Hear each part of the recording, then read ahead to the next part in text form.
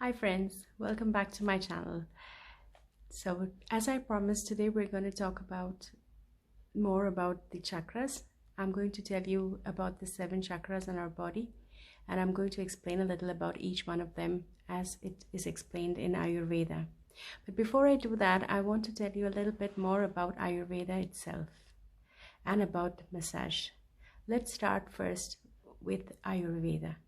Ayurveda, Ayur and Veda are 2 words which are joined together in Sanskrit. Ayur means health in life or healthy life, and Veda is the study of or knowledge of. So Ayurveda is basically the study or knowledge of healthy life. And this is so beautiful because in Ayurveda, life is taken as with the concept of being healthy and not as a disease. So Ayurveda is steeped in maintaining a healthy life, a balanced life, and does not want to concern itself so much with curing of diseases. So the whole system of Ayurveda is basically a system which deals with prevention of disease. So basically, if you would look at Ayurveda in the modern medical sense, it would be considered a preventive medicine.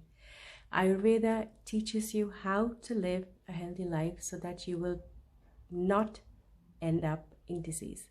And this is what we really need, friends, because we are so concerned nowadays with finding medicines and searching for a miracle breakthrough for treatment. But we miss out that if we already learned to live a healthy life right from the time we were children, then we would not end up in disease. And as a doctor, I know it better than anybody else. But of course, like all other doctors, it took me years and years of practice to realize this truth, which my grandmother tried to teach me when I was a little baby. But at that time, it was lost in me. But I'm so glad I'm here to share this fantastic knowledge with you. So let's get back.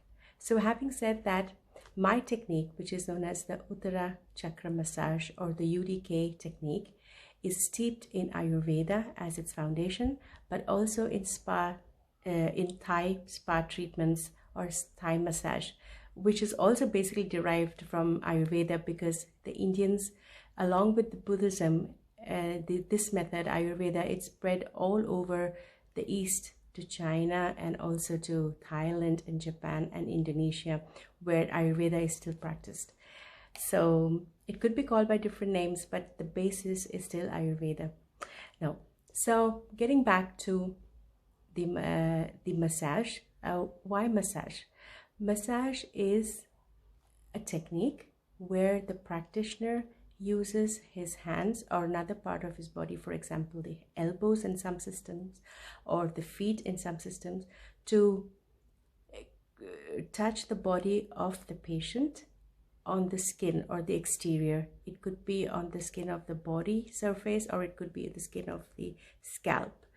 So this is a procedure in any massage technique. There are different techniques.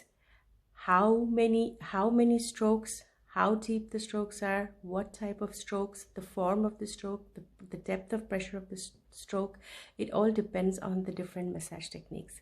And in my massage technique, as I've already told you, I have developed a technique which comes under or classified under the light massage technique. It's not a very deep massage technique, but it is deep enough to stimulate your chakras or the energy points, and also deep enough to stimulate your circulation. All massage techniques do one of the following. They stimulate the circulation, they stimulate these muscles and the skeletal system, and they stimulate the nervous system. In addition to this, my massage technique stimulates the chakras, which are the energy points in your body, which we're going to talk about a little later in this video. So, going back to the beginning, why did and where did this massage, this concept of chakras originate? In the Indian philosophical textbooks, where the Ayurveda comes from, there is a description of different energy points in our body. These energy points are basically described in medical terms as the energy centers or the nerve centers. That means where the nerves, neurons, or the heads of these nerves are located. You know that nerves are made up of a head, which is called the neuron, and a tail, which is called the axon, to put it very, very simply. So the region where these neurons collect, these heads collect, are these chakra centers or the energy centers. We have a number of them, but there are 7 major ones which lie along our spinal cord. They start from the base of the spine up to the top of the scalp. The base of the spine, according to Ayurveda, is the tailbone, or what we call in Latin the coccyx. Here lies the first chakra or the root chakra, which is known as the Muladhara in Sanskrit. Mula means root, and dhara comes from adhara, which means support. So this is the basic supporting chakra for all our basic life functions. For example, our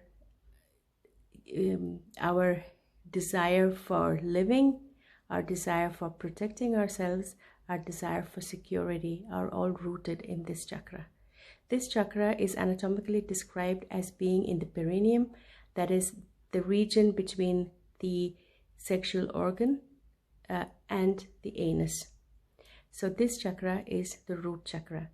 Every chakra is represented by an element of nature called the Panchadhatu, or the 5 elements.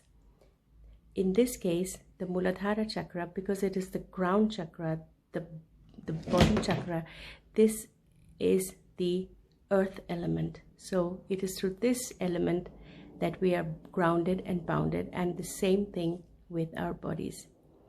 So a person whose energy level is just in this area is often concerned just with the basic functions of life, like working hard to provide for shelter, material gains, just working to buy food.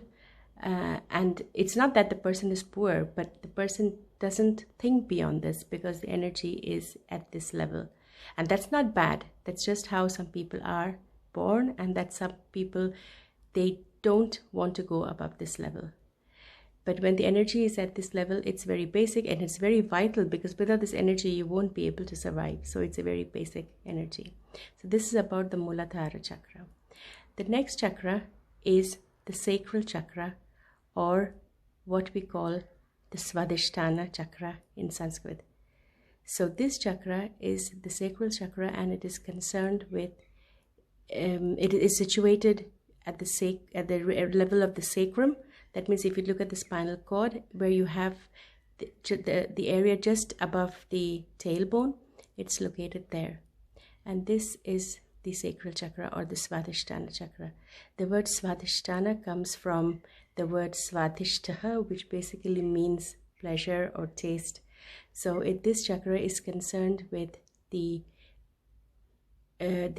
functions of pleasure, so this, and of excretion. So it basically concerns the sexual organs and the bladder and the rectum. This chakra is